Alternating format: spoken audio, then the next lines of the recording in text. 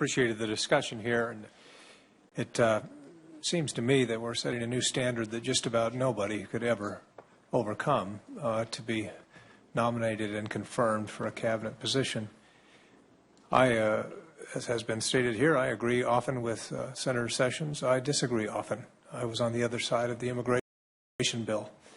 We battled on that for a long time. But like Senator Lee, I always found Senator Sessions, even though he disagreed with my position, to be courteous and thoughtful and not at all demeaning to those who had different views. On sentencing reform and other issues, I've differed with him, but the same applies there. When we considered Loretta Lynch in this committee, it was not a popular position to take in favor of her in my home state among Republicans, let me tell you. But she was qualified. I disagreed with her on most every issue, but she was qualified. And I fear that if we continue to have this kind of standard, then no president will ever be able to fill his or her cabinet. So I will enthusiastically support his nomination. I will vote to confirm Senator Sessions. He is qualified, and he's a good man. I yield back. Somebody hasn't been heard. Yes. Senator Cleverfield. Thank you. I'd like to join my colleagues in making remarks on Senator Sessions' nomination. I've been pleased to work successfully with Senator Sessions on a number of issues over the years, such as adoption and human trafficking. I respect his efforts to answer my questions, and I also acknowledge that he has since provided me written responses to many more questions. At the same time, his records and his views on critical issues of justice, including voting rights, the Violence Against Women Act, immigration, have led me to conclude that I cannot support his nomination.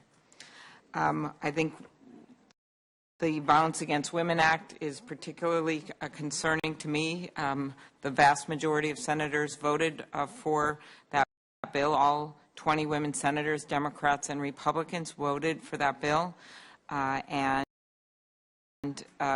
to me, that is one of the major issues that I've taken on over the years as the county attorney and then in the Senate, and it disappoints me greatly because I think the reasons, which was the tribal jurisdiction issue, I've had so many tribes in my state that have had trouble getting anyone to prosecute their cases, and we simply allowed for dual jurisdiction when someone committed an act of violence on a reservation that wasn't a member of the tribe, and that didn't make sense to me.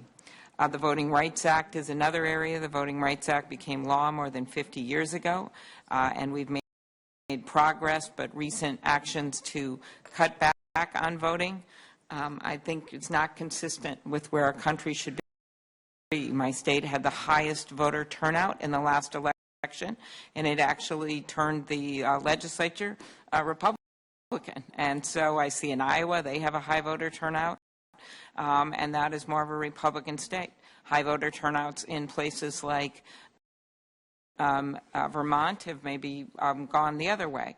But the point is that the high voter turnout states tend to have rules that are easier for people to deal with to vote, whether it's same-day registration, or whether it's less restrictive voting. And I do not understand why we would be limiting voting, and I think I want a Justice Department and Attorney General that takes that on as a priority.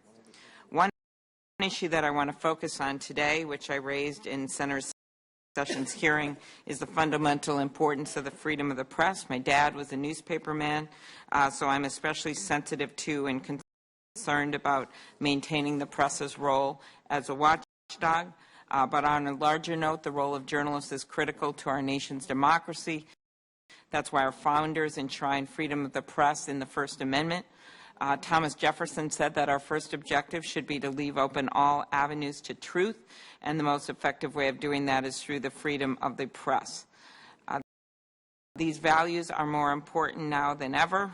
We have someone in the White House that said that the press should simply keep its mouth shut. And I think that that is not the attitude we should have about something that's enshrined in our Constitution. In Senator Sessions' hearing, I asked him whether he would follow the standards now in place at the Justice Department, which address when federal prosecutors can subpoena journalists or their records and serve to protect reporters engaged in news-gathering activities. The previous two attorney generals both pledged not to put reporters in jail when they were simply doing their job. We didn't get that commitment at the hearing, and when I asked about it, I was told by the senator that he had not yet studied those regulations. Senator Sessions also raised concerns in the past and opposed the Free Flow of Information Act, so I have concerns there. Another issue where Senator Sessions actually has pledged to keep the antitrust division away from politics. I think that's very important. So I think I'll put my statement on the record there as the ranking member of the Antitrust Subcommittee.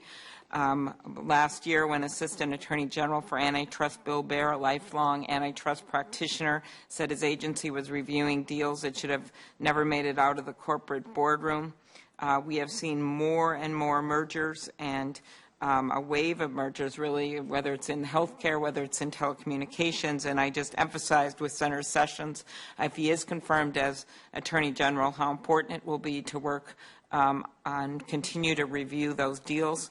Undue economic power can exacerbate income inequality.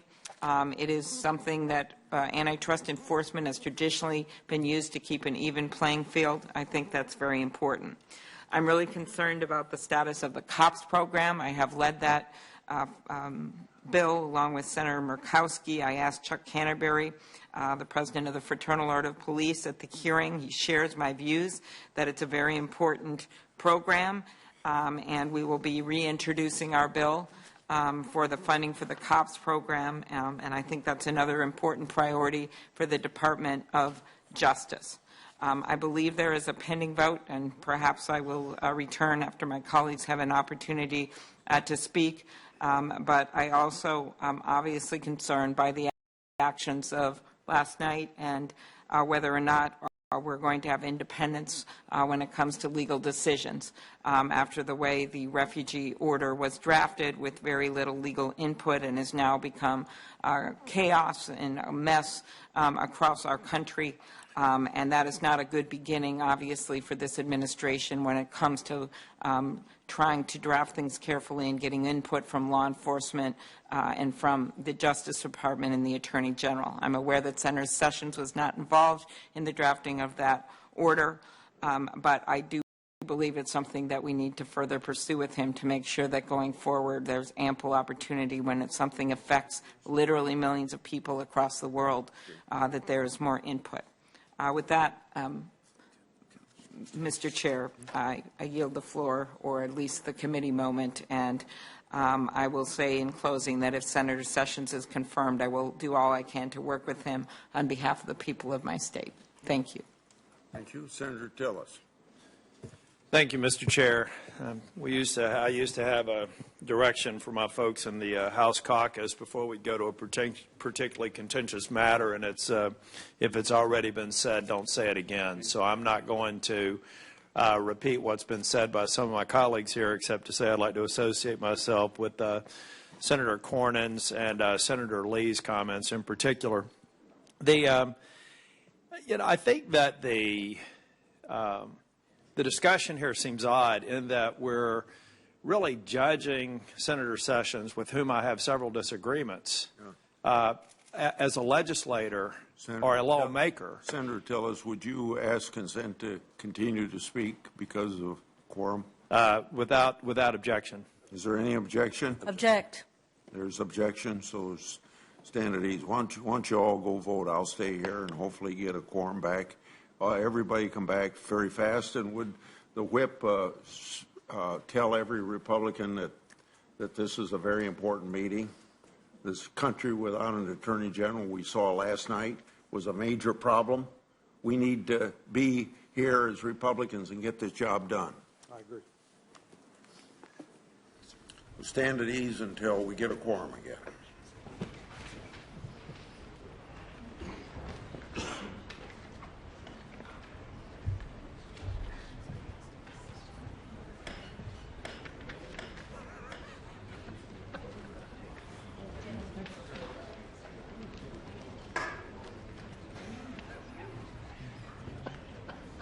He's